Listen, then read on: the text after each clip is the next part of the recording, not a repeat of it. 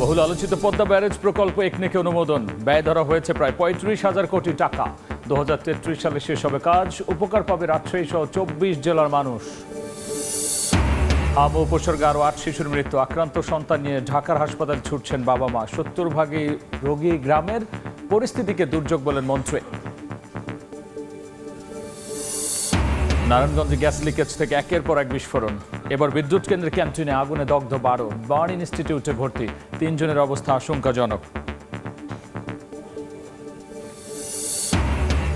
বড়গুবুফুটে ২ টাকা বাড়ল কোরবানির পশুর চামড়ার দাম। রাজধানীতে লবণযুক্তের দাম ৬২ থেকে ৬৭ টাকা। ঢাকার বাইরে ৫৭ থেকে ৬২ নির্ধারণ। পাচার রোধে সতর্ক আইন শৃঙ্খলা বাহিনী। এবং ক্যাম্পাসে ঢুকে ছাত্রীকে ধর্ষণ চেষ্টা বহিরাগত যুবকের। ক্ষুব্ধ জাবি শিক্ষার্থীরা। অভিযুক্তকে সিসিটিভি ফুটেজ দেখে শনাক্ত। আইনি ব্যবস্থার আশ্বাস।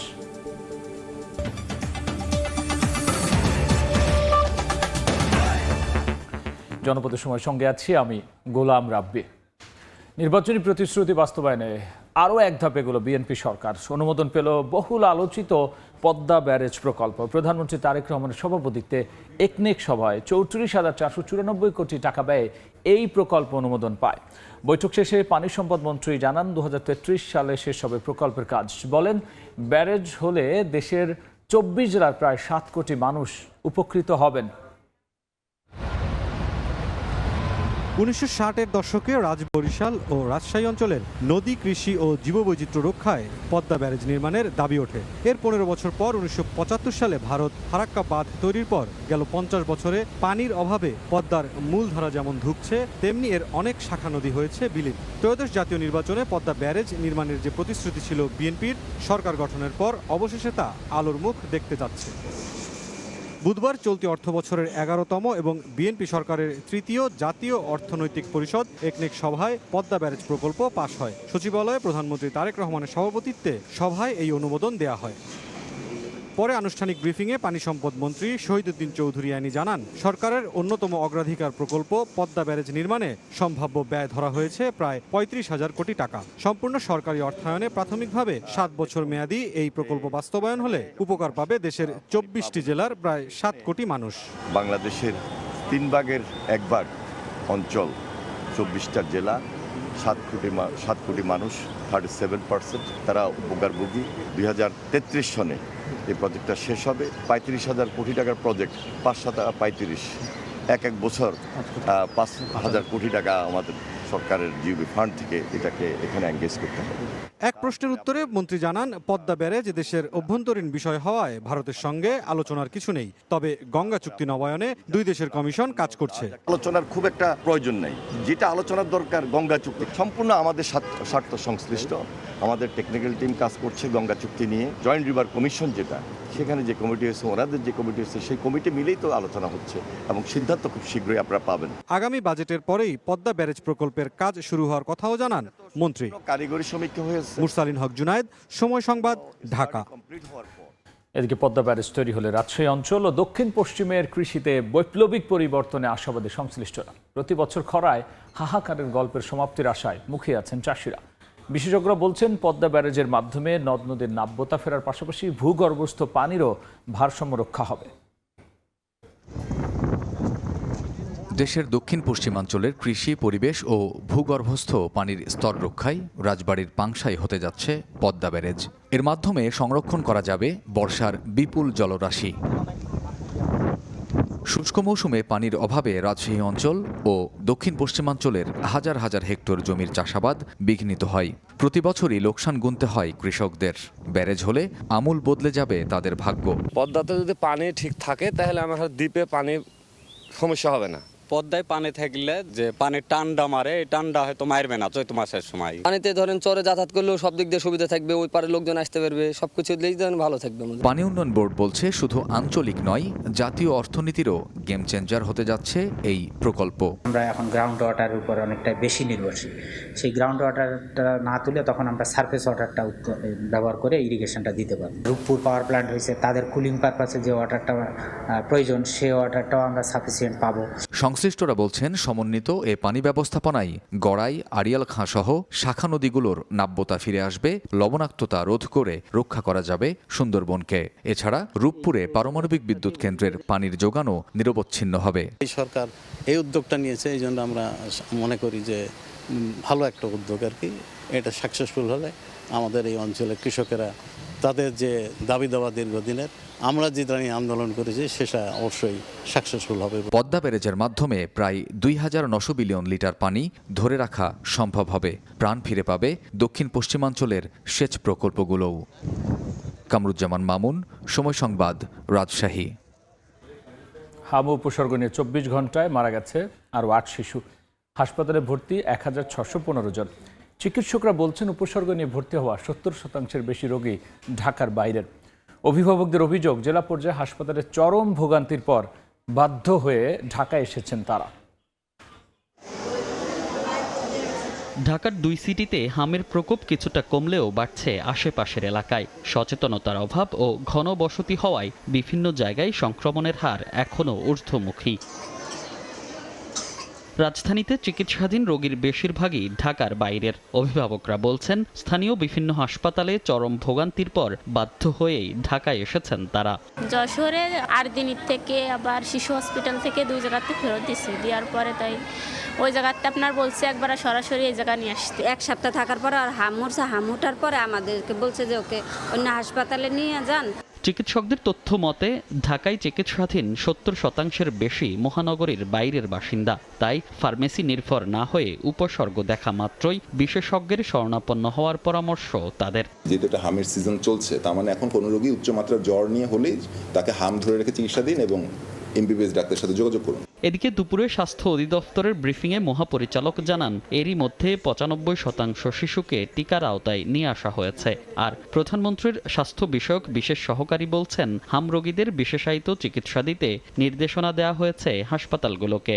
আমরা প্রায় 95% শিশুকে টিকার আওতায় ইতিমধ্যে এনে ফেলেছি। যারা বঞ্চিত তাদেরকে শনাক্ত করে দ্রুত আমরা আমাদের কাভারেজের মধ্যে আনার চেষ্টা চালিয়ে যাচ্ছি। আমাদের স্বাস্থ্য ব্যবস্থাকে চিকিৎসা কেন্দ্রিক ব্যবস্থা থেকে সরিয়ে এনে প্রিভেনশন এবং প্রমোশন কেন্দ্রিক ব্যবস্থায় পরিণত করতে পারি, সেই কাজ আমরা ইতিমধ্যেই শুরু করে দিয়েছি। শুধু তাই নয়, হামের পর নিউমোনিয়া সহ অন্যান্য জটিলতা প্রতিরোধে হাসপাতালগুলোকে নির্দেশনা এবং প্রয়োজনীয় চিকিৎসা সরঞ্জাম সরবরাহ করা হচ্ছে বলেও জানানো হয়। পোস্ট মেজর যে স্টেটটি আছে, এই স্টেটটিতে কিভাবে অ্যাড্রেস করা যায়। মনির হোসেন, সময় সংবাদ, ঢাকা। বিস্ফোরণে কেঁপে ওঠে নারায়ণগঞ্জের জেলা মেঘনাঘাট পাওয়ার প্ল্যান্টের ক্যান্টিন। এই ঘটনায় দগ্ধ 12 জনকে ভর্তি করা হয়েছে জাতীয় বার্ন ইনস্টিটিউটে। তাদের মধ্যে 3 জনের অবস্থা গুরুতর বলে জানিয়েছেন চিকিৎসক। হাসপাতাল পরিদর্শন করে স্বাস্থ্যমন্ত্রী বলেছেন, আহতদের খোঁজ খবর রাখছেন প্রধানমন্ত্রী। বুধবার দুপুরে নারায়ণগঞ্জের জেলা মেঘনাঘাট পাওয়ার প্ল্যান্টের ক্যান্টিনে মধ্যাহ্নভোজের সময় হঠাৎই তীব্র বিস্ফোরণ। কিছু বুঝে ওঠার আগেই দগ্ধ হন 12 জন। স্বজনরা বলছেন, কাজ শেষে কর্মকর্তা-কর্মচারীরা ক্যান্টিনে খাবার খাচ্ছিলেন। এ সময় দুর্ঘটনা ঘটে। দ্রুত দগ্ধদের নেওয়া হয় জাতীয় বার্ন ইনস্টিটিউটে। খেতে যাওয়ার পরে ভাত নিতেও পারে না, এরই মধ্যে এটা বিস্ফোরণটা হয়ে গেছে। দেখি যে আমার জামাইয়ের সমস্ত মুখ পোড়া, এটা পোড়া, তারপর আরও ওই 10-12 জন, ওদেরও অনেকেই সিরিয়াসলি ছিল। দগ্ধ 3 জনের অবস্থা গুরুতর জানিয়ে চিকিৎসক বলছেন, 6 জনের শ্বাসনালী আগুনে ক্ষতিগ্রস্ত হয়েছে। 3 জন পেশেন্ট আছে যাদের পার্সেন্টেজ অনেক বেশি এবং 6 জনের ইনহেলেশন ইনজুরি টোটাল আছে এবং বাকি 6 জনের ইনজুরিটা তুলনামূলক কম। খবর পেয়ে হাসপাতাল পরিদর্শনে আসেন স্বাস্থ্যমন্ত্রী সর্দার মোহাম্মদ সাখাওয়াত হোসেন এবং বিদ্যুৎ ও জ্বালানি প্রতিমন্ত্রী অনিন্দ্য ইসলাম অমিত। তারা বলছেন, দুর্ঘটনার কারণ খতিয়ে দেখতে গঠন করা হয়েছে তদন্ত কমিটি। উই আর হোপফুল যে আল্লাহ তাআলা সবাইকে সেভ করবেন। আমাদের বেস্ট ট্রিটমেন্ট দেওয়া হচ্ছে, আমরা এই ব্যাপারে সজাগ দৃষ্টি রাখতেছি। চলতি সপ্তাহেই নারায়ণগঞ্জে গ্যাস লিকেজ থেকে একাধিক বিস্ফোরণের ঘটনা ঘটেছে। আতাউর কাউসার, সময় সংবাদ, ঢাকা। জনপদের সময় আরও থাকছে। বাড়তি টাকা না দিলে কাজ হয় না রাজশাহীর সাব রেজিস্ট্রি অফিসে। ভাগ পান সাব রেজিস্ট্রারও। ভোগান্তি চরমে, অনিয়ম বন্ধে 3 মন্ত্রণালয়ের সমন্বয় চান গত বছরের চেয়ে প্রতি বর্গফুটে 2 টাকা বাড়িয়ে কোরবানির পশুর চামড়ার দাম নির্ধারণ করেছে সরকার। গরুর চামড়া ঢাকার মধ্যে 62 থেকে 67 টাকা, ঢাকার বাইরে 57 থেকে 62 টাকা নির্ধারণ করা হয়েছে। সচিবালয় সংবাদ সম্মেলনে এই তথ্য জানান বাণিজ্য মন্ত্রী। এ সময় তিনি বলেছেন, কোরবানির পশুর চামড়া যেন নষ্ট না হয় সেজন্য মাঠ পর্যায়ে সরকারি ব্যবস্থাপনায় লবণ পৌঁছে দেওয়া হবে। চামড়া পাচার রোধে আইন শৃঙ্খলা বাহিনীকে সতর্ক থাকার নির্দেশনা দেওয়া হয়েছে বলেও জানিয়েছেন তিনি। সারা বছরের অর্ধেকের বেশি চামড়ার যোগান আসে ঈদ উল আজহার পশু কোরবানি থেকে। প্রতি বছর চামড়ার দাম নির্ধারণ করে দেয় সরকার। এবারের কোরবানির পশুর চামড়ার দাম ও সার্বিক বিষয় নিয়ে সংশ্লিষ্টদের সঙ্গে বৈঠক শেষে সংবাদ সম্মেলনে বাণিজ্য মন্ত্রী জানান, এবছর ঢাকায় গরুর লবণযুক্ত চামড়ার প্রতি বর্গফুটের দাম গত বছরের তুলনায় 2 টাকা বাড়ানো হয়েছে। ঢাকার ভিতরে গরুর চামড়া নির্ধারিত মূল্য হবে প্রতি বর্গফুট 62 থেকে 67 টাকা, আর ঢাকার বাইরে 57 থেকে 62 টাকা। খাসির চামড়া ঢাকা এবং ঢাকার বাইরে সবই 25 থেকে 30 টাকা। কাঁচা চামড়া সংরক্ষণকে গুরুত্ব দিয়ে স্থানীয় প্রশাসনের মাধ্যমে এবছর লবণ বিনামূল্যে মাদ্রাসা ও এতিমখানায় সরবরাহ করা হবে, দেওয়া হবে প্রশিক্ষণ। এজন্য 17 কোটি 60 লাখ টাকার লবণ সহ সরকারের খরচ হবে 20 কোটি টাকা। 7 দিনের আগে ঢাকায় ঢুকবে না বাইরের চামড়া। পাচার রোধে সীমান্তে সতর্ক অবস্থানে থাকবে বিজিবি। প্রয়োজন বোধে ওয়েট ব্লু চামড়ার রপ্তানি কিছু সময়ের জন্য সুযোগ দেওয়া দরকার। সেটি কোরবানির পরবর্তী সময়ের অবস্থা বিবেচনায় আমরা সেই সিদ্ধান্ত নেব। চামড়া সংরক্ষণের জন্য এই লবণটি সরকার বিনামূল্যে সংশ্লিষ্ট জায়গায় পৌঁছে দেওয়ার ব্যবস্থা করেছে। এদিকে সাভার ট্যানারির সিইটিপি নিয়ে নতুন সিদ্ধান্ত নেওয়া হয়েছে। কারখানাগুলোতে নিজস্ব ইটিপি ব্যবহারকে উৎসাহিত করা হবে বলেও জানান বাণিজ্য মন্ত্রী। চামড়া প্রক্রিয়াজাত করবেন কারা? সানবীর রূপল, সময় সংবাদ, ঢাকা। দেখছেন জনপদের সময়, সঙ্গী থাকুন। স্টিলটেক মানে গুণগত মানের নিশ্চয়তা। It's all about stainless style. ক্যাম্পাসে ঢুকে জাহাঙ্গীরনগর বিশ্ববিদ্যালয়ের ছাত্রীকে ধর্ষণ চেষ্টার অভিযোগ উঠেছে বহিরাগত যুবকের বিরুদ্ধে। সিসিটিভি ফুটেজ দেখে অভিযুক্তকে শনাক্ত করেছে বিশ্ববিদ্যালয় প্রশাসন। তাকে গ্রেফতারের চেষ্টা চলছে। বিশ্ববিদ্যালয়ের নিরাপত্তা জোরদারে শিক্ষা মন্ত্রণালয় আর ইউজিসির সহায়তা চাওয়া হয়েছে বলে জানিয়েছেন উপাচার্য। জাহাঙ্গীরনগর বিশ্ববিদ্যালয়ের এক শিক্ষার্থীকে ক্যাম্পাসের মধ্যে রাস্তা থেকে টেনে নিয়ে ধর্ষণ চেষ্টার অভিযোগ উঠেছে। এ ঘটনায় ক্যাম্পাস জুড়ে ছড়িয়ে পড়েছে উত্তেজনা। ভুক্তভোগীর অভিযোগ, মঙ্গলবার রাত 11টার দিকে বিশ্ববিদ্যালয়ের পরিত্যক্ত পুরাতন ফজিলাতুন্নেসা হলের পাশে এক ব্যক্তি গলায় কাপড় পেঁচিয়ে তাকে নির্জন স্থানে নিয়ে গিয়ে ধর্ষণের চেষ্টা করে। পথচারীরা টের পেয়ে তাকে উদ্ধার করে নিয়ে যায় বিশ্ববিদ্যালয়ের চিকিৎসা কেন্দ্রে। অভিযুক্ত এ সময় দ্রুত পালিয়ে যায়। ঘটনার পর অভিযুক্তকে শনাক্তে ভুক্তভোগী শিক্ষার্থীকে নেওয়া হয় বিশ্ববিদ্যালয়ের নিরাপত্তা শাখায়। সেখানে কয়েকজন নারী শিক্ষার্থী, প্রক্টর ও জাকসু নেতার উপস্থিতিতে সিসিটিভি ফুটেজ পর্যালোচনা করে প্রাথমিকভাবে অভিযুক্তকে বহিরাগত হিসেবে শনাক্ত করা হয়। এ ঘটনায় ক্যাম্পাসে নিরাপত্তা জোরদার, নিরাপত্তা বাহিনীর সদস্য সংখ্যা বৃদ্ধি এবং গুরুত্বপূর্ণ স্থানে অতিরিক্ত সিসিটিভি ক্যামেরা স্থাপনের দাবি জানান শিক্ষার্থীরা। বিশ্ববিদ্যালয়ের প্রশাসন আমাদেরকে জানিয়েছে, তাকে আইডেন্টিফাই করা হয়েছে। এই ঘটনাটা যে ঘটিয়েছে বা যারা ঘটিয়েছে তাদেরকে যাতে দৃষ্টান্তমূলক শাস্তি প্রদান করা হয়। এই ঘটনায় থানায় মামলা হয়েছে। অভিযুক্তকে গ্রেফতারের চেষ্টা চলছে। সরকারের উচ্চ মহল থেকে এই বিষয়টা অত্যন্ত গুরুত্বের সাথে নিয়েছে। এই দুষ্কৃতিকারীকে যত দ্রুত সম্ভব আমরা গ্রেফতার করার ব্যবস্থা করবে। ঘটনার পর পুরো ক্যাম্পাসে বিরাজ করছে চরম ক্ষোভ ও উদ্বেগ। সময় সংবাদ, সাভার। জনপদের সময়ে আরও থাকছে। 22 মে থেকে নামবে নওগাঁর আম। 2500 কোটি টাকা বাণিজ্যের আশা। চলতি মাসে বাজারে আসবে পাবনার চায়না থ্রি ও বোম্বে জাতের লিচু। কাল রাজশাহীর সাব রেজিস্ট্রি অফিসগুলো সমিতির নামে নির্ধারিত ফির চেয়ে বাড়তি টাকা আদায় যেন নিয়মে পরিণত হয়েছে, আর সেই টাকার ভাগ পান সাব রেজিস্ট্রাররাও। অনিয়ম বন্ধে কৃষি, ভূমি ও আইন মন্ত্রণালয়ের সমন্বয় চান ভূমিমন্ত্রী। হাবিবুর রহমান পাপ্পুর ছবিতে সাইফুর রহমান রকির রিপোর্ট।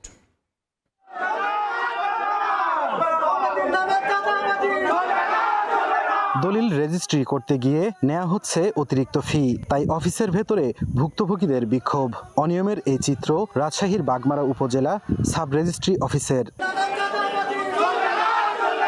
বিষয়টি নিয়ে কথা বলতে গিয়ে মেলে অভিযুক্তের স্বীকারোক্তিও। শুধু তাই নয়, বাড়তি টাকা আদায় করা হয় ক্রেতা বিক্রেতার টিপসই নিয়েও। 50-100 যে যা দেয় ওই মোহরি দিয়ে দিল, এই অন্য কিছু না। উপজেলা পর্যায়ে 9টি ও সদরে 1টি মিলিয়ে 10টি সাব রেজিস্ট্রি অফিস আছে রাজশাহীতে। সপ্তাহে 2 দিন বা 3 দিন চলে জমি রেজিস্ট্রি কার্যক্রম। দলিলের নানা ভুল ত্রুটির কথা বলে দিনের পর দিন চলে হয়রানি। লোক আমাকে বললো যে আপনি এর আগে কিছু টাকা পয়সা দিয়ে দেন, আপনার হয়রানি হতে হবে না। অনেক সময় কাজ যেটা পেন্ডিং রাখে, কাজ টাকা না দিলে করতে চায় না, পরে করে ঘোরায় এরকম। টাকা নেয়ার বিষয় অস্বীকার করেন দলিল লেখক সমিতির নেতারা। পাবলিকের কাছে বা দাতা গ্রহীতার কাছে কোনো অর্থ দাবি করা হয় না। সরকারি রেটের চাইতে আমরা হয়তো 2000 কি 3000 বেশি লিছি। আমরা তো একটা দলিল লেখক সর্বোচ্চ 5000, তো 4000 5000 কিছু না, একটা বড় দলিল। এত কিছুর পরও সাব রেজিস্ট্রাররা বলছেন অতিরিক্ত টাকা নেয়ার অভিযোগ পেলে তবেই ব্যবস্থা নেয়ার উদ্যোগ নেওয়া সম্ভব। দালাল নিয়ন্ত্রণ কিন্তু আমাদের দায়িত্ব না। আমার আশপাশে কেউ দালালের খপ্পরে যদি পড়ে আমার কাছে অভিযোগ নিয়ে আসে, সেইটুকু আমি দেখতে পারবো। ভূমিমন্ত্রী বলছেন সাব রেজিস্ট্রারদের কাজ আইন মন্ত্রণালয়ের অধীনে। ভবিষ্যতে ভূমিসহ 3টি মন্ত্রণালয় এক ছাতার নিচে নিয়ে আসা সম্ভব হলে সব অনিয়ম বন্ধ হবে। এটা যেন বন্ধ হয়, তার জন্য আমি এর আগের বক্তব্যে বলেছি যে একটি ছাতার নিচে এই 3টি মন্ত্রণালয়কে নিয়ে এসে ব্যবস্থা নেওয়া। রাজশাহীর 10টি সাব রেজিস্ট্রি অফিসে মাসে করে 3500 দলিল রেজিস্ট্রি হয়, যেখান থেকে রাজস্ব আহরণ হয় 12 কোটি টাকার বেশি। সাইফুর রহমান রকি। বরিশাল নগরের চৌমাথা এলাকায় মহাসড়ক আটকে গড়ে তোলা শাহানারা পর্কে অপসারণের কাজ শুরু করেছে সিটি কর্পোরেশন। দুপুরে বিসিসি প্রশাসকের উপস্থিতিতে শুরু হয় ভাঙার কাজ। দীর্ঘদিনের জনদাবির মুখেও যানজট নিরসনে এমন উদ্যোগ নেওয়া হয়েছে জানিয়েছে কর্তৃপক্ষ। খুব শীঘ্রই পার্কের যাবতীয় স্থাপনা সরিয়ে সড়কটি চলাচলের জন্য পুরোপুরি প্রশস্ত উন্মুক্ত করে দেওয়া হবে জানান সিটি কর্পোরেশনের প্রশাসক।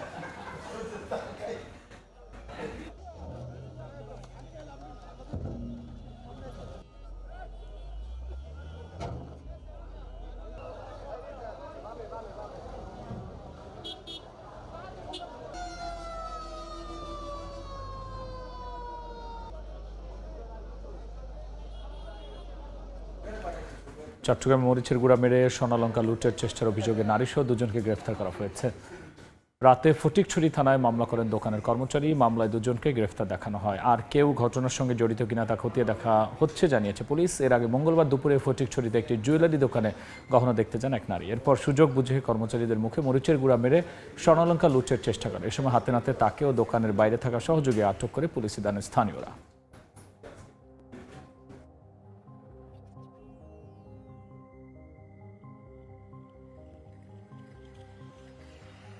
দেখছেন জনপদের সময়। 22 মে থেকে নওগাঁয় শুরু হচ্ছে আম নামানো। চলতি মৌসুমে জেলায় 4,50,000 মেট্রিক টন আম উৎপাদনের লক্ষ্যমাত্রা নির্ধারণ করেছে কৃষি বিভাগ। আর এ সময় 2,500 কোটি টাকার বাণিজ্যের আশা ব্যবসায়ীদের। রকিবুল ইসলামের ছবিতে এমআর রকির রিপোর্ট। সবুজ পাতার ফাঁকে থোকায় থোকায় ঝুলছে আম, পরিপক্ক হয় প্রস্তুত ভোক্তার কাছে পৌঁছাবার। নওগাঁর সাপাহার, পোরশা, নিয়ামতপুর, পত্নীতলা, ধামুরহাট ও বদলগাছি উপজেলায় আম নামানোর সময় নির্ধারণ করেছে প্রশাসন। 22 মে গুটি আম নামানোর মধ্য দিয়ে শুরু হচ্ছে কার্যক্রম। মৌসুম শেষ হবে 5 জুলাই আশ্বিনা, বাড়িফোর, গৌরমতি ও কাটিমন আম নামানোর মধ্য দিয়ে।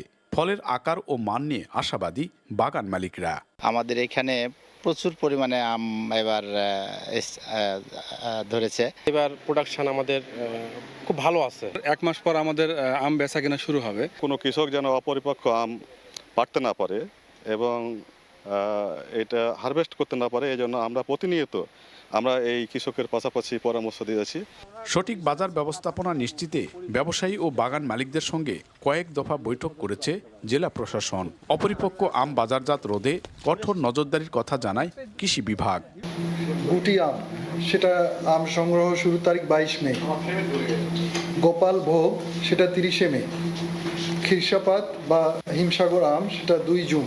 ব্যবসায়ীদের তথ্যমতে চলতি মৌসুমে এরই মধ্যে প্রায় 1,500 মেট্রিক টন আম রপ্তানির অর্ডার এসেছে। জেলা কৃষি বিভাগ বলছে চলতি মৌসুমে 31,500 হেক্টর জমিতে 4,50,000 মেট্রিক টন আম উৎপাদনের লক্ষ্যমাত্রা ধরা হয়েছে, যার বাজার দর ধরা হয়েছে প্রায় 2,500 কোটি টাকা। নওগাঁর নিয়ামতপুর আম বাগান থেকে এমআর রকি, সময় সংবাদ। একেবারে ফুল ফ্রি। পাবনা 1 সপ্তাহ পর থেকেই বাজারে উঠতে শুরু করবে লিচু। আর চলতি মাসের শেষের বাজারে আসবে চায়না 3 ও বোম্বে জাত। বাগান মালিকরা জানান আবহাওয়া অনুকূলে থাকায় ফলন ভালো হয়েছে। প্রাকৃতিক দুর্যোগ না হলে ভালো দামের আশা তাদের। কৃষি বিভাগ বলছে এবছর জেলায় 800 কোটি টাকা লিচু বাণিজ্যের সম্ভাবনা রয়েছে। কৃষি বিভাগের তথ্য মতে চলতি বছর পাবনায় লিচুর উৎপাদন লক্ষ্যমাত্রা ধরা হয়েছে 35,000 মেট্রিক টন।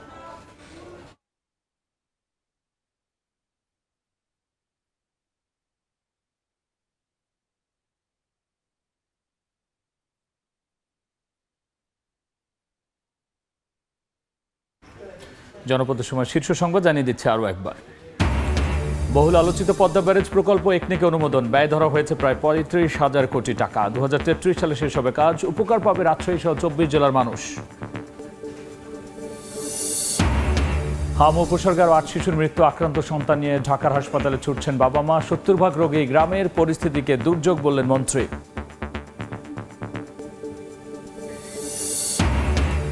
বর্গফুটে 2 টাকা বাড়লো কোরবানির পশুর চামড়ার দর। রাজধানীতে লবণযুক্তের দাম 62 থেকে 67 টাকা। ঢাকার বাইরে 57 থেকে 62 নির্ধারণ। পাচার রোধে সতর্ক আইন শৃঙ্খলা বাহিনী।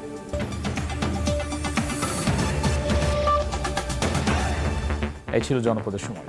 এরপর রাতের সময় নিয়ে আসছি কিছুক্ষণ পর। সঙ্গেই থাকুন সময়।